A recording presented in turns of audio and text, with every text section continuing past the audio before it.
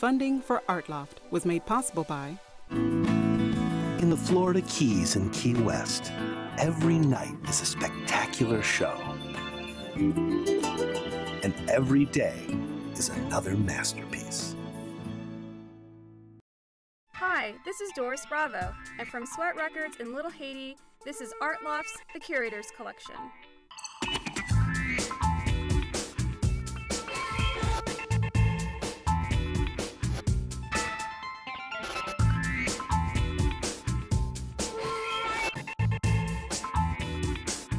Welcome back, art lovers. This week, Art Loft presents The Curator's Collection. Every month, a leader from South Florida's arts community serves as our guest curator, selecting the content and thereby curating their own Art Loft episode. We discuss why the guest curator chose these particular stories and learn more about their artistic vision. For this episode, we welcome Lolo Reskin, the owner and co-founder of Sweat Records. Thank you so much for joining us on The Curator's Collection. Thanks so much for having me here today. It's great to be here. So, Sweat Records plays such an important role in the Miami music community. Can you tell us about the origins? Sometime around 2004, my best friend and I really wanted Miami to have a kind of classic style independent record store. And I'd been working in music retail and was a DJ and show booker and independent promoter in the music scene, and knew from all those things that there were more than enough people in Miami that would support a place like this. And so we put our heads together, and in March of 2005, we opened our doors for the first time at our original location in Edgewater. Hurricane Wilma had some other plans for us and destroyed that location, but that actually was a blessing in disguise. It helped us move over here to Little Haiti, next door to Churchill's, where we've been for the last 10 years. That's terrific. And you recently had a series called Live at Sweat. Can you tell us about how that came to be? Sure. Well, even from our first location, we always had in-store shows. There's a long-standing tradition of bands playing in record stores, and from our very first location, we had shows and hosted events.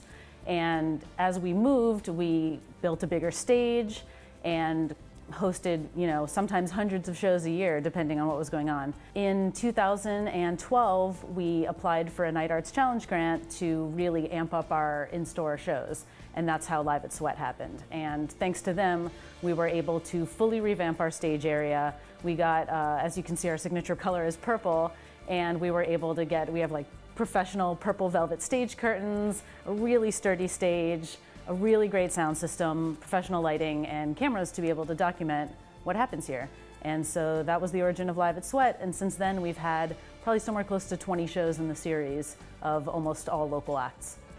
That's terrific. And one of the local acts is a band called Quarter Horses. Can you tell us what caught your eye about having them in this series? One of the things we've always worked on doing is dispelling sort of myths and stereotypes about Miami.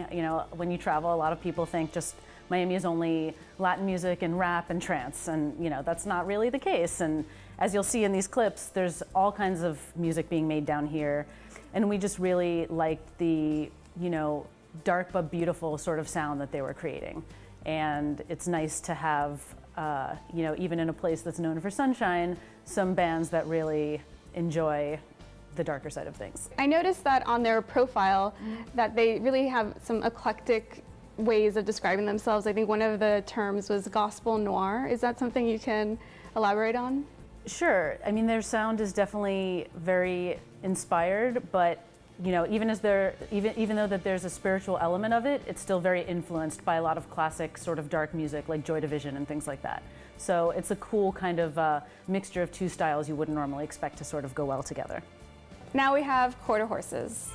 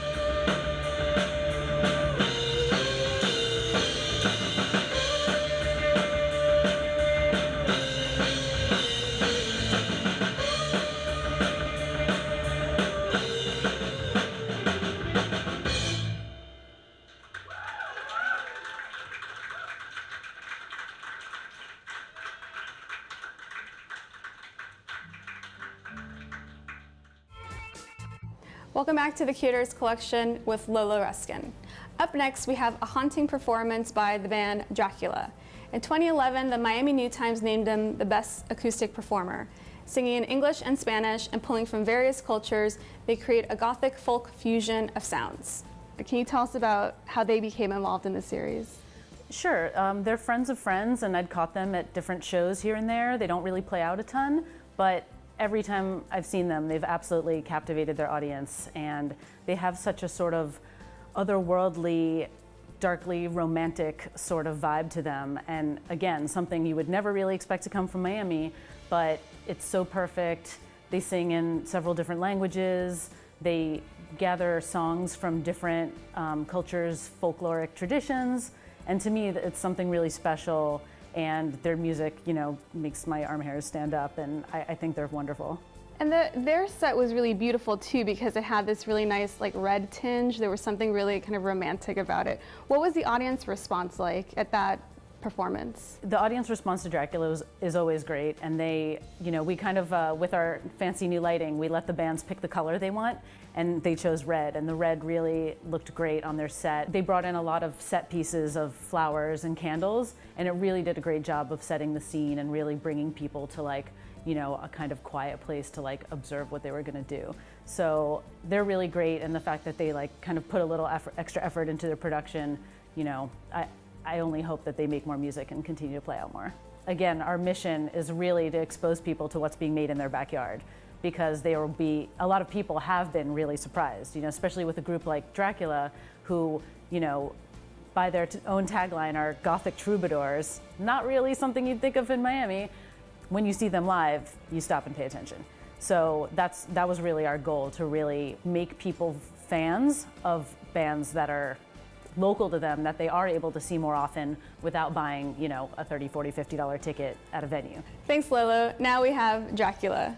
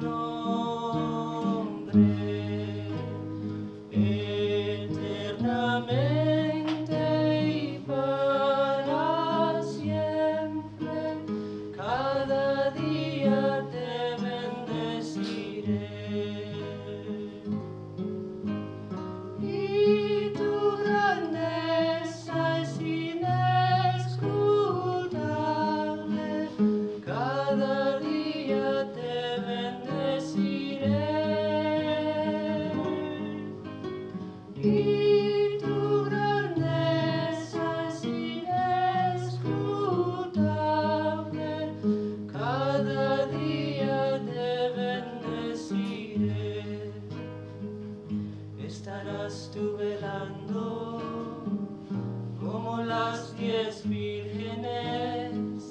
Estarás tú velando como las 10 vírgenes. Y a la medianoche llegó el esposo, y las que estaban apercibidas fueron con él. Y a la medianoche llegó el esposo, y las que estaban apercibidas fueron con él.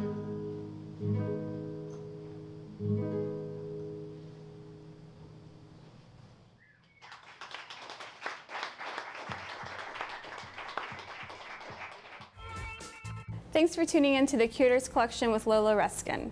Steph Taylor and Abedi Osorio are the duo behind The State Of. Even though there's just two of them, Taylor's piano and Osorio's drumming pack quite a punch, delivering solid dark pop tunes. What was it like to have them involved in this series? They're always great to work with. They're really good friends of ours in the store. Steph Taylor, the keyboardist, she's the co-founder of the Miami Girls Rock Camp with our general manager and music buyer, Emily. So, you know, they're kind of in the Sweat family to begin with. I also throw the 80s prom in Miami, and they've been our prom band every year for like 7 years. So the State of are just a pleasure. They're so professional. They're so great to work with. And every time I hear them, they sound better. So again, another band that I hope plays more and more shows, and I'm always happy to go see them. It seems like they're really involved in the community and they've been active for such a long time. What was it like for them to perform here, and what kind of response did they get? So their show was actually not that long before the holidays, so it was cool. It was kind of like almost a family Christmas party, but bigger and with live bands playing. So it was actually a really great vibe that night. We had some lights up and stuff, and it was just very warm and fuzzy. So as you mentioned, the members of the State of are also highly involved in the Miami Girls Rock Camp, which recently won a Great Night Foundation grant. So congratulations to them. It seems like in Miami, a lot of the arts community is really composed of just like this core group of people. Can you comment on that? Because it seems like Sweat is really also like a key point in this constellation of music here. Well, we obviously love being part of the scene here. There's so many amazing people. And, you know, in a city like Miami, you know, people do move away and come back and things like that. And, you know, there's definitely a core group of people that are actively working on moving things forward. But I also find it very welcoming, and that anybody who wants to get involved can sign up to volunteer for Girls Rock Camp and meet an amazing crew of women that are rocking out down here. So I think that's great. And, you know, a lot of the bands that we booked for the Live at Sweat series are people we discovered because they came around a lot and came to other shows and said what's up to us and talked to us about music. And, you know, that's, to me, one of the best ways a local band can really get involved is, you know, by making merch, having it at the local record store, and just being present in the scene. Thank you, Lolo. Let's check out the State of.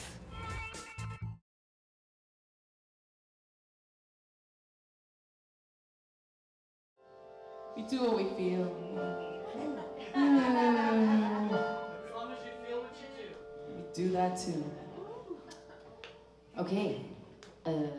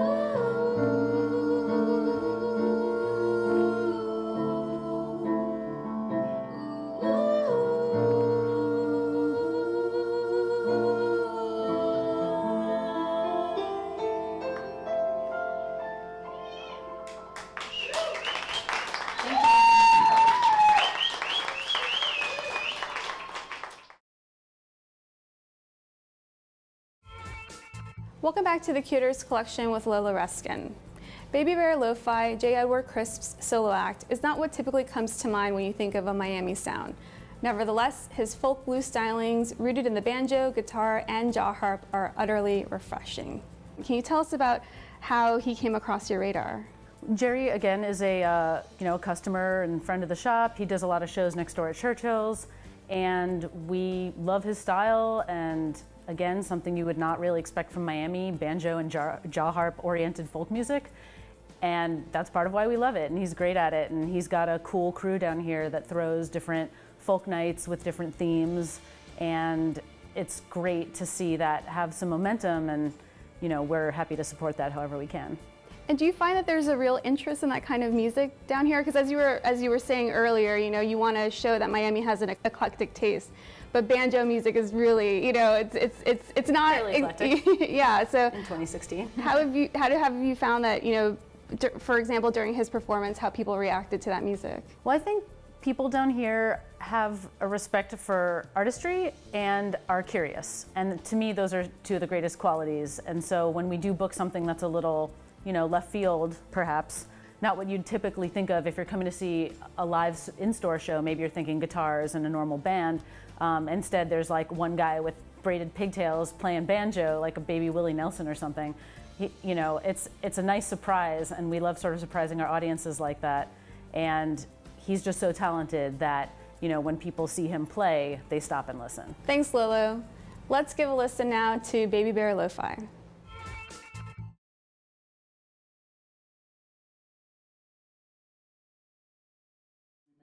Plotting and scheming with my Irish band, and I've fallen in love with tin whistle, so I'm glad I can come out and do some banjo every now and again. But this is a song I learned because Jupiter is always up there looking down at us. And I don't believe in God, but I do believe in Jupiter. So this sings about God, but it's really about Jupiter. Well,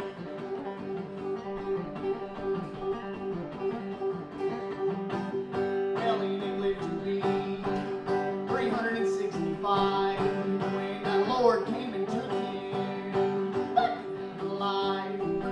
Well, I saw the light. I saw that light from heaven. It was shining all around. I saw that light from heaven. It came up and down.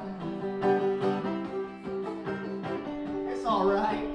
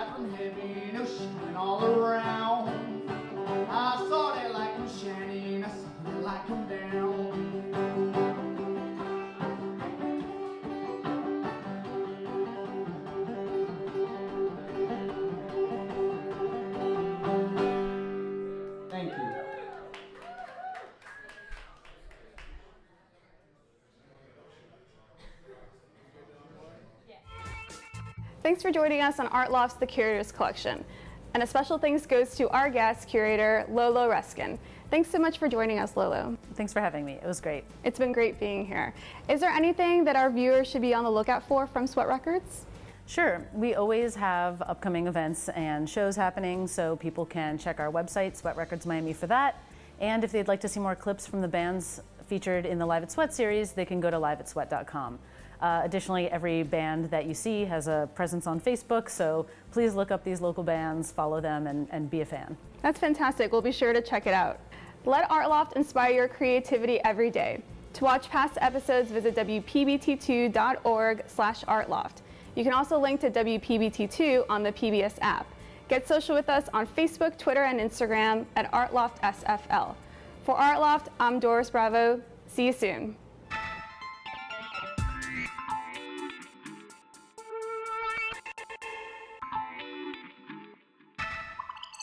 Funding for Art Loft was made possible by... In the Florida Keys and Key West, every night is a spectacular show.